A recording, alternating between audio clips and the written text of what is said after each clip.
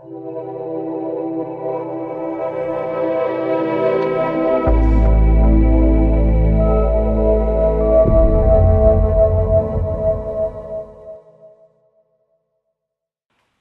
there, I'm Antony della Porta. I'm an instructor and coach and consultant in all things in project management, from recovery to running programs up to portfolio. What I want to do in this particular session is looking at the new supposedly concept of Agile. Right? Now, interesting enough, Agile means a lot of different things to different people for various reasons. A lot is to do with interpretation, which is what I hope to be able to cover up in this particular short video about that. Okay, but what we're looking at in Agile really is agility. And what does agility mean? It means being flexible. Now, be careful, that does not mean being flexible in the sense of what I need to use for documents. That's tailoring, and that's a different concept, right? What we're talking about here is being flexible in responding to changes within the project. Now, there's a new concept. So what are we talking about here? First of all, let's have a look. What do we run a project for? We run a project to deliver a beneficial change. Deliver a benefit for the business. Right? To deliver a benefit for the business. And this actually means delivering the right solution that the business actually need. Right? So what we're saying here is compared to traditional classic approaches, which people term the waterfall, which is a very wrong term to use, quite frankly, in that we have all the specifications, all the design up front, we go full trot, deliver all that, and then fling it over the fence at the end. Well, a lot can happen between the moment we sign off how we're going to build it, at the beginning of the project, in initiating, planning, design, whatever you want to call it, to the moment we hand it over at the end. And this is the problem. Right? It's always been the problem, but in today's environment, it is even more so. Because why? Things change, and therefore we need to respond to change. Now, ironically, projects, one of the characteristics of projects is about change, right? So we need to understand that we have change going on within the project, right? Within the project. Now, what we mean by that is that we have change within it, scope change. And why do we have scope change? Because the business may change their mind. Now, what is wrong with that? Absolutely nothing. In fact, that's very important. So we've got to think about two things here within the project delivery timeframe. First of all, is responding to the change of the scope itself. How do we do that? And the other thing is responding to what the business need is, right? So we have to understand what is the business need here. Right? And the business need here is to have the beneficial change at the end of the project. This is absolutely vital. There's no point in delivering what thing at the beginning of the scope that we had there at the beginning of the project, because if that turns out not to work, or does not deliver the beneficial change they want, then we've wasted the whole time of the project. It's a failed project. Right? So what we have to look at here is how do we handle this? Well, the interesting thing is that the Agile umbrella incorporates and includes a certain number of techniques that help us do this. Now, some of us are going to say, well, we've been doing that anyway. Well, of course we have.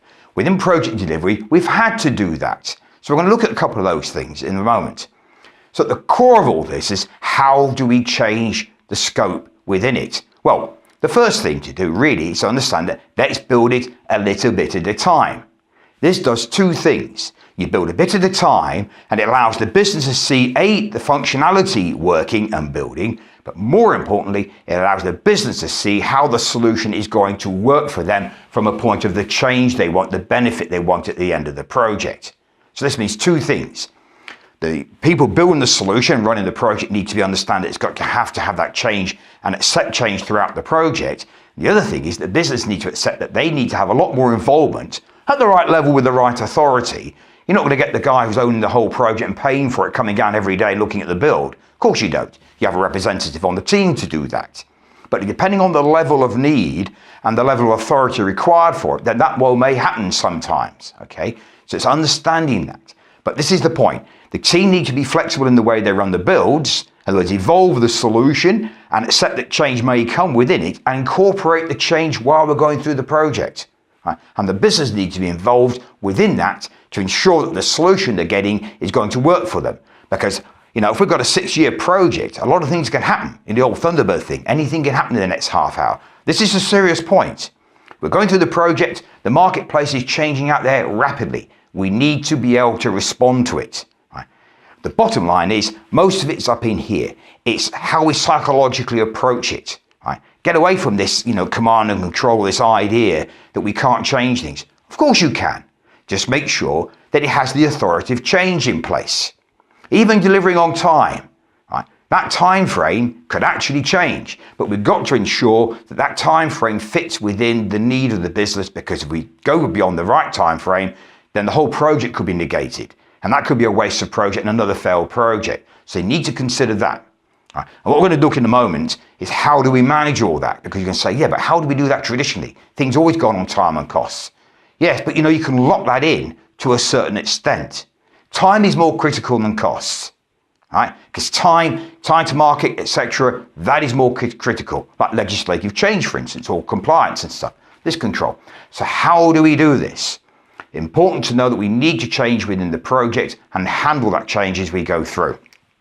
The first thing is what we do is we use iterative development to build the solution. Iterations, iterative development. We build a bit at a time, right?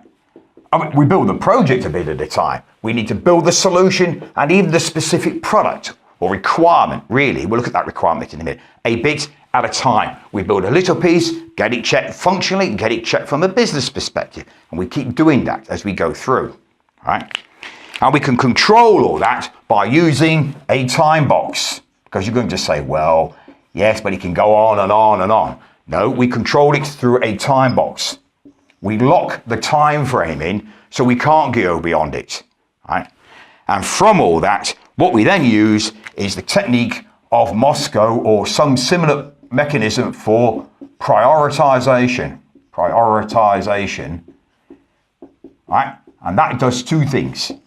It helps us to understand the need, right? The priority requirements to deliver the project, priority requirements, or the products, if you like. This is what we call the musts at the moment, if you like, the must-haves. That's what I must deliver for the solution to work. But it also provides us something very important too, contingency. Right? And that's the stuff I don't need to actually deliver. I could leave it out. A bit painful on the shoulds, for instance, like leaving the jam out of a sponge cake, for example. But the candles I don't need right now, especially if it's a wedding cake. Don't have candles on the wedding cake. The point is, I have a contingency in the scope. And this is where it works. So that golden triangle gets flipped around, if you like. Right? We have contingency in the scope. And that allows me to deliver what I must deliver and use the time that I had allocated to other requirements that I don't really need right now to pull back in. Because if I've got an additional piece of scope that I must deliver on top of what was originally planned for, if I can't change the time frame, I can put that in there and take something out, right? And that out is the scope that I can take out. And this is how we control. But the important thing is that as we go through the project, we use these techniques to be flexible within the project to deliver the solution that delivers the benefit that the business actually need and change the scope as we go through. Right? And this is what really agility is about. Up here in the head, a lot of it, but it's having the toolkit to enable you to do that and how we use the toolkit. So there are other video sessions that we have done here that look at why we're running the project, what we need to deliver, what we want to get out of it, the beneficial change, and how we go about it. And we do the same thing on these. Why do we use iterative development? What's it actually doing? And how do we go about using it? The same for these three main techniques. They've been around a long time, right? And this is absolutely crucial. This is about delivering. It's not a case of not using plans or documents or anything else. Yes, you do. If you're running a project, you must have a business case. You must have a plan to run to. The plan, remember, is a snapshot at a point in time. But at least you understand what you're doing and you've sat down and worked collaboratively to understand and agree what you're doing. This is absolutely vital too. Okay? So this is part of it.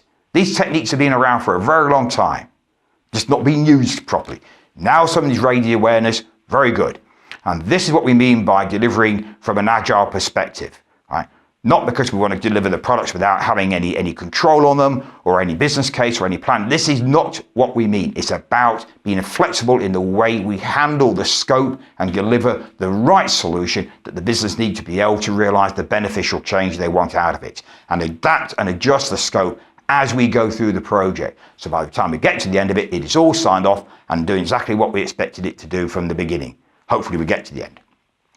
So hopefully that's ironed out quite a lot of different understandings and views on what we mean by agile. There are different techniques which we look in different approaches I should say, which we look in other video sessions, like Scrum. But Scrum's a product delivery mechanism. You can use it under projects as long as you've got the governance in place. And this is what's happening here, is the governance, as we said. The business looking at how's it working for them to what they need to do. Do we still think it's going to be worth the investment? This is crucial. And at the same time, the team making sure that the build works functionally so it does what it expects it to do as well to support the business change. So I hope that's cleared up a few different misconceptions and misunderstanding. Thank you.